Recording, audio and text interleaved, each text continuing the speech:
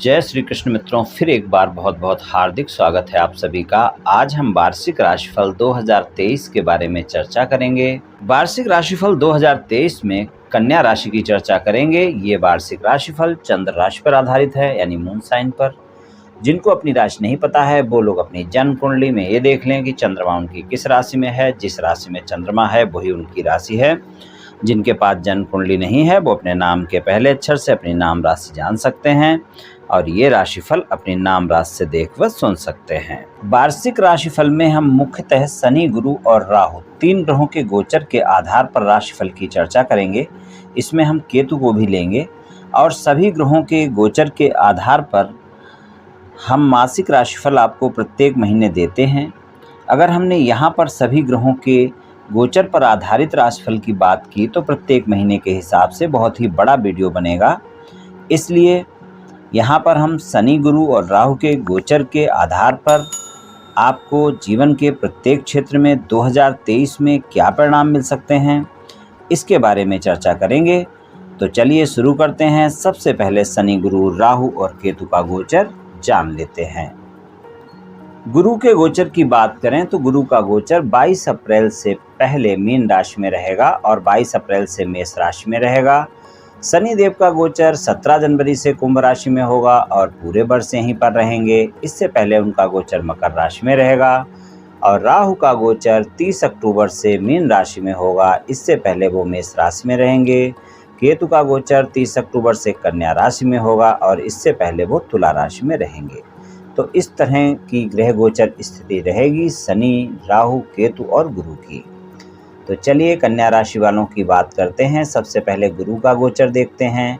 तो 22 अप्रैल से पहले गुरु का गोचर सप्तम भाव में रहेगा कन्या राशि वालों के, और वहां पर सप्तम भाव से जो दृष्टि रहेगी, पंचम दृष्टि एकादश भाव पर रहेगी और सप्तम दृष्टि प्रथम भाव पर रहेगी और नवम दृष्टि तीसरे भाव पर रहेगी। तो ये गुरु की दृष्टियां रहेंगी 22 अप्रैल से पहले।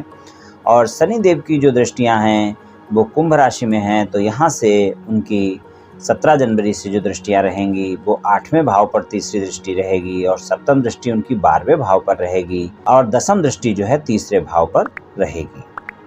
तो शनि का गोचर अच्छा है। 6ठे भाव में शनि के गोचर के अच्छे परिणाम मिलते हैं। तो यहाँ पर ये शनि का गोचर अच्छा है। तो जो गुरु का गोचर है सप्तम भाव में, ये गुरु का गोचर आपको 22 अप्रैल से पहले वैवाहिक संबंधों में काफ़ी अच्छे परिणाम देगा। यानी कि 1 जनवरी 2023 से और 22 अप्रैल 2023 तक के जो परिणाम होंगे वो आपको वैवाहिक संबंधों में काफ़ी अच्छे परिणाम देखने को मिलेंगे। जो लोग विवाह योग्य हैं, उनकी कहीं शादी की बातचीत चल रही है, बातचीत फाइनल नहीं हो पा रही है, तो ये समय ऐसा है जब आप प्रयास करें तो आपकी बातचीत फाइनल हो सकती है। और वैवाहिक संबंध भी आपके काफ़ी अच्छे रहेंगे। जीवन साथी के साथ संबंधों में मधुरता भी बनी रहेगी। और जिनकी शादी की बातचीत हो रही है लेकिन कुछ बातों को लेकर बातचीत अटकी हुई है, तो आप प्रयास कर लें। 22 अप्रैल से पहले आपके प्रयास पूरे हो सकते हैं और आपको मनपसंद साथी मिल सकता है। और जिन लोगों के वैवाहिक संबंधों में वाद विवाद चल रहे हैं, उनके लिए भी अच्छा है कि 22 अप्रैल से पहले वो प्रयास करें, तो उनके वाद विवाद भी समाप्त हो सकते हैं और साथी के साथ आपके संबंध सामान्य हो सकते हैं। तो यहाँ पर गुरु का ये गोचर 22 अप्रैल से पहले आपको वैवाहिक संबंधों में सभी शुभ परिणाम देगा। और 22 अप्रैल से गुरु का गोचर अष्टम भाव में हो जाएगा और उनकी जो दृष्टियाँ हैं वो 12वें भाव पर और दूसरे भाव और चौथे भाव पर हो जाएंगी। तो यहाँ पर अगर हम देखें, शनि की जो दृष्टियाँ हैं वो 8वें भाव पर रहेगी और 12वें भाव पर संयुक्त दृष्टि हो जाएगी गुरु की और शनि की, और तीसरे भाव पर भी दृष्टि रहेगी शनि की। तो यहाँ पर हम देखते हैं कि 22 अप्रैल से वैवाहिक संबंधों में उतने अच्छे परिणाम नहीं मिलेंगे जब गुरु का गोचर अष्टम भाव में हो जाएगा। तो इसलिए 22 अप्रैल तक अगर आपके कोई शादी के मामले में बातचीत फंसी हुई है तो उसको निपटाना बहुत अच्छा रहेगा। और पारिवारिक जीवन के लिए भी अगर देखें तो गुरु का जो ये गोचर है 22 अप्रैल से जो मेष राशि में होगा, वहाँ पर दृष्टियाँ उनकी चौथे भाव पर भी होगी, दूसरे भाव पर भी होगी। तो यहाँ पर पारिवारिक जीवन में भी आपको मिले जुले परिणाम देखने को मिलेंगे, क्योंकि मेष राशि में राहु का गोचर चल रहा है जो कि 30 अक्टूबर को राशि परिवर्तन करेंगे और फिर वो सप्तम भाव में आएंगे। तो वहाँ पर वैवाहिक संबंधों में की जो बात मैं कर रहा था अभी, वहाँ पर नवंबर और दिसंबर के 2 महीने आपको वैवाहिक संबंधों में और भी अच्छे परिणाम नहीं देंगे। तो वैवाहिक संबंधों के लिए जो समय है 22 अप्रैल तक का सबसे बेहतर समय है, और 22 अप्रैल से 30 अक्टूबर तक का समय आपको सामान्य परिणाम देगा, और नवंबर और दिसंबर में बहुत अच्छे परिणाम की उम्मीद नहीं करनी चाहिए। और अभी हम पारिवारिक जीवन की बात कर रहे थे, तो पारिवारिक जीवन में चौथे भाव पर दृष्टि गुरु की रहेगी 22 अप्रैल से लेकर, और ये पूरा दिसंबर लास्ट तक भी रहेगी।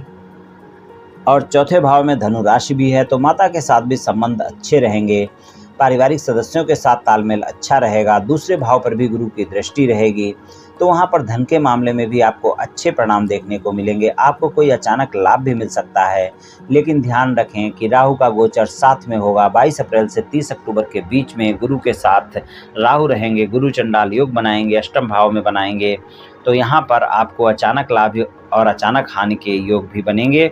तो ये भी बात आप ध्यान रखकर चलें। और वहाँ पर शनि की दृष्टि भी रहेगी, जो कि छठे भाव के स्वामी हैं, तो आपको स्वास्थ्य का भी ध्यान रखकर चलना होगा। सप्तम भाव के स्वामी का गोचर अष्टम भाव में होगा, और छठे भाव के स्वामी की दृष्टि होगी, तो स्वास्थ्य के मामले में आपको सतर्क रहने की आवश्यकता होगी।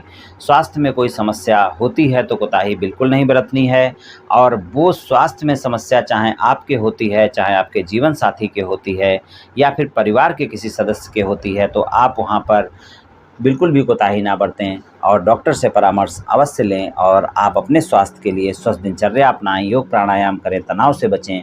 तो स्वास्थ्य के मामले में 22 अप्रैल से और दिसंबर के अंत तक का जो समय है, यहाँ पर आपको अपने स्वास्थ्य को लेकर थोड़ा सतर्क रहने की आवश्यकता अवश्य ही होगी, और आपको अपने जीवन साथी के स्वास्थ्य का भी ध्यान रखकर चलना होगा। ससुराल पक्ष के लोगों से भी इस समय पर वाद विवाद से बचें, इस बात का विशेष ध्यान रखें। 22 अप्रैल से 30 अक्टूबर तक का जो समय है, तो इन बातों को आपको ध्यान रखकर अवश्य ही चलना है। और अगर आपके पैतृक संपत्ति में कोई वाद विवाद चल रहा है, तो या तो वो वाद विवाद आप 22 अप्रैल से पहले सुलझा लें तो अच्छा रहेगा, और नहीं तो 22 अप्रैल से 30 अक्टूबर तक का ऐसा समय होगा जब अगर आप वाद विवाद सुलझाने का प्रयास करेंगे, तो वहाँ पर आपको संघर्ष देखने को मिल सकता है। माता के साथ भी संबंधों में दिक्कत देखने को मिल सकती है, तो इस बात का आपको ध्यान रखकर चलना होगा, और माता के स्वास्थ्य का भी ध्यान रखना होगा वहाँ पर 22 अप्रैल से 30 अक्टूबर तक। तो अपनी वाणी पर संयम रखें, पारिवारिक सदस्यों के साथ तालमेल बनाकर रखें, और धन और आय के मामले में भी आपको 2023 में सामान्य परिणाम मिलते हुए दिखाई देंगे। हालांकि 22 अप्रैल तक का ज़्यादा अच्छा समय है धन और आय के मामले में भी, लेकिन उसके बाद भी अगर देखें तो गुरु की दृष्टि दूसरे भाव पर बनी रहेगी। 22 अप्रैल से पहले प्रथम भाव पर रहेगी, और उसके बाद धन भाव पर ही दृष्टि हो जाएगी, तो वहाँ पर आपको अच्छे परिणाम मिलेंगे। और 22 अप्रैल तक आय भाव पर दृष्टि बनी रहेगी, तो गुरु की ये दृष्टियाँ आपको अच्छे परिणाम अवश्य ही देंगी। तो धन के मामले में कोई कार्य आपके रुकने वाले नहीं हैं। तो धन और आय के मामले में कन्या राशि वालों को 2023 में सामान्य परिणाम देखने को मिलेंगे। और बात करते हैं शिक्षा की। शिक्षा की बात करें तो पंचम भाव में मकर राशि है, और स्वामी शनि हैं, और शनि का गोचर छठे भाव में रहेगा, और 17 जनवरी से पूरे वर्ष रहेगा। तो इस वर्ष आपके लिए एक बहुत अच्छा चांस ये है शिक्षा में कि अगर आप कोई कंपटीशन एग्जाम वगैरह की तैयारी कर रहे हैं, तो आपके लिए बेहतर समय है। आप बहुत अच्छे से मेहनत करें, आपको अच्छे परिणाम देखने को मिल सकते हैं, यानी आपको सफलता मिल सकती है। लेकिन ध्यान रहे कि आपके जो छठे भाव के स्वामी हैं वो शनिदेव हैं, और छठे भाव में ही गोचर है। तो कंपटीशन एग्ज़ाम में सफलता उसी शर्त पर मिलेगी जब आप ज़्यादा मेहनत करेंगे, क्योंकि शनिदेव बिना ज़्यादा मेहनत के कुछ भी अच्छे परिणाम आसानी से नहीं देते हैं। तो इस बात का ध्यान रखें कि अगर कंपटीशन एग्ज़ाम कोई है आपका 17 जनवरी से और 2023 में कभी भी, तो आप ज़्यादा मेहनत करें तो आपको अच्छे परिणाम देखने को मिल सकते हैं।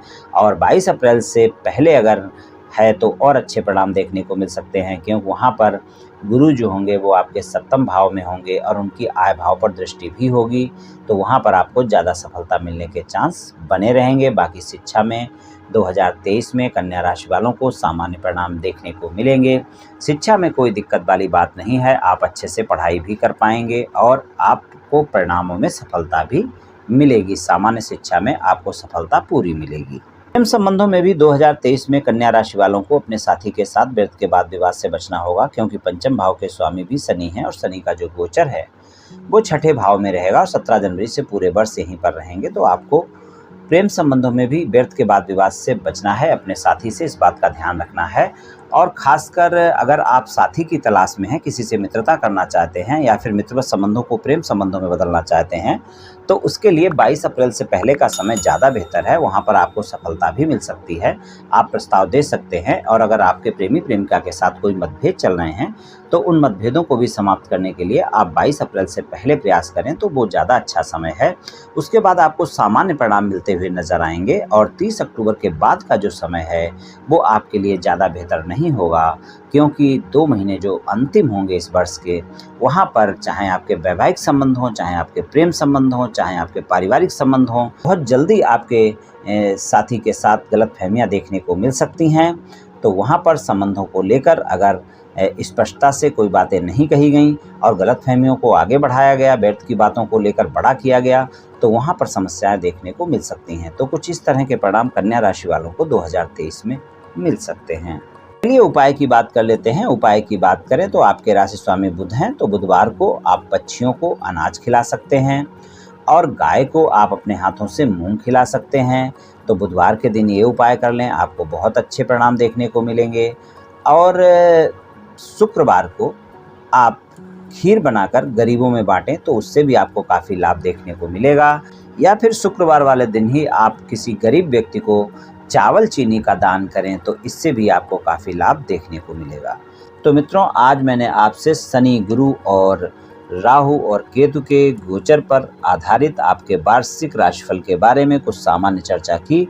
ये राशिफल सामान्य राशिफल है, ये सभी जातकों पर पूर्ण रूप से प्रभावी होगा ऐसा संभव नहीं है, क्योंकि आपकी जन्म कुंडली में ग्रहों की स्थिति और आपकी वर्तमान दशा और अंतर्दशा और फिर ग्रहों के गोचर की स्थिति, इन सभी बातों पर बहुत कुछ निर्भर करता है।